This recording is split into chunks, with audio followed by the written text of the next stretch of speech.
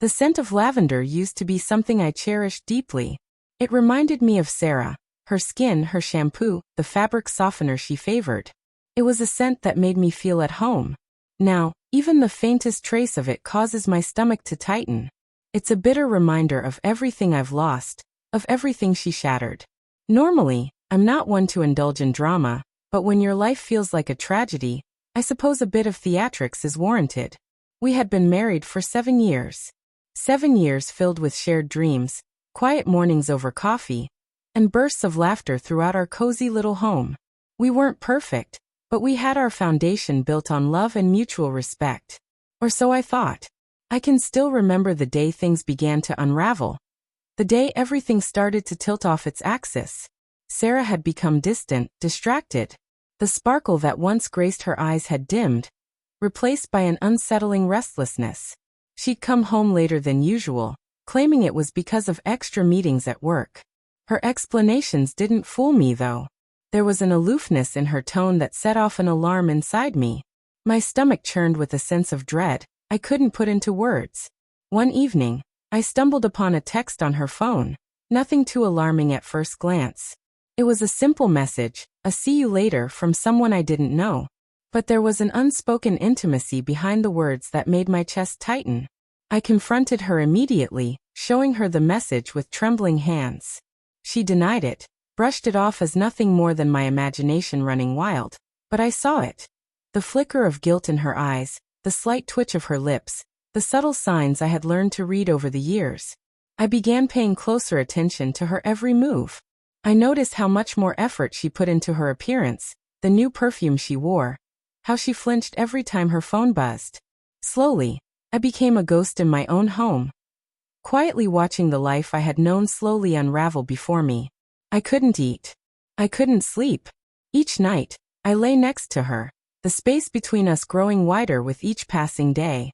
I traced her features in the darkness, wondering if she saw anything when she looked at me, or if, by then, I had become a stranger to her.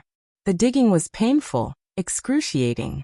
But eventually, I uncovered the truth. Those extra meetings weren't work-related at all.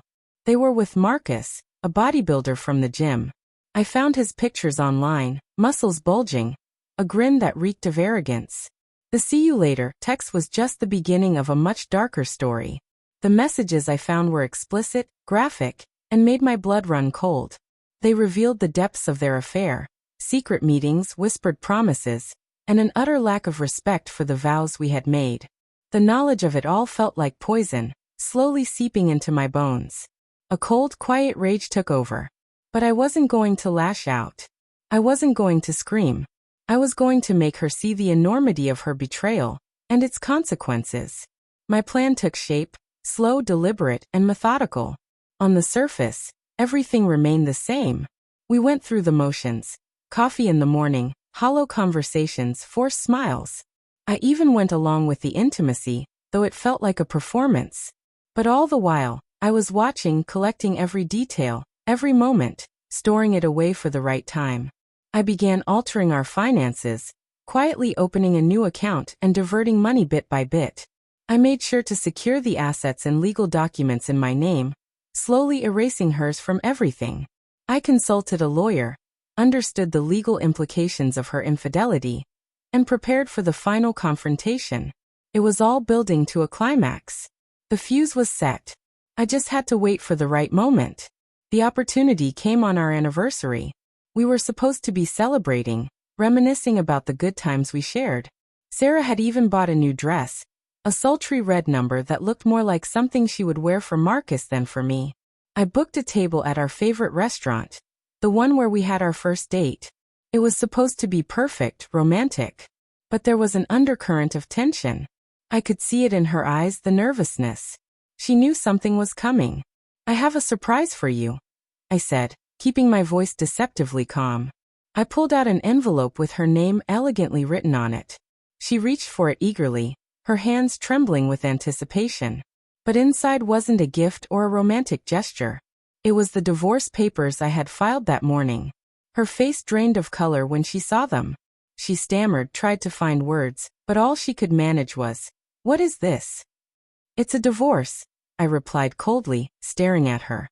I know everything. I know about Marcus. I know about the affair.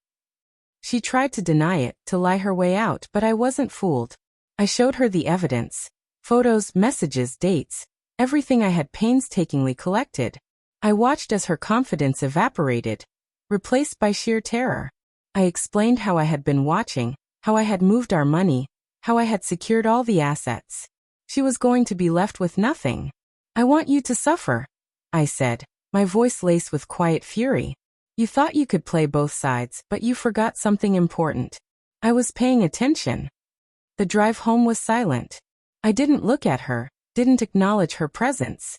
I simply parked the car, walked into the house, and began packing my things. I didn't look back as she stood there, tears streaming down her face.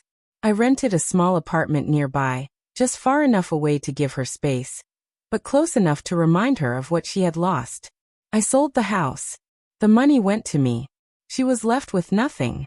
Months passed, and I rebuilt my life slowly, reconnecting with friends, getting back to the gym, finding my happiness again.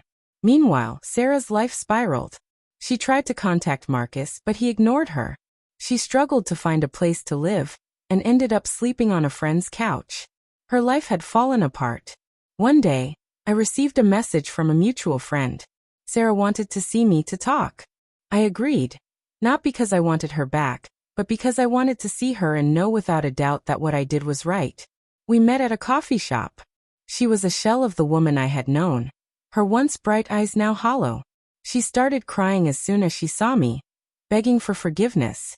Her voice cracked as she apologized, claiming she had made a mistake and that she loved me. It's too late, I said, my voice measured and devoid of emotion. Some mistakes can't be undone. You made your choices. Now you have to live with them. I stood up and walked away, leaving her kneeling in the middle of the coffee shop, sobbing. I didn't feel pity. I didn't feel remorse. I felt nothing but a cold satisfaction. My revenge had been sweet, just as I imagined it would be. The scent of lavender still lingers sometimes, just a faint reminder of a life I once knew. But it doesn't hurt anymore. It's a testament to the fact that some betrayals are unforgivable, and that sometimes the best revenge isn't just living well, but ensuring that the other person is left with nothing.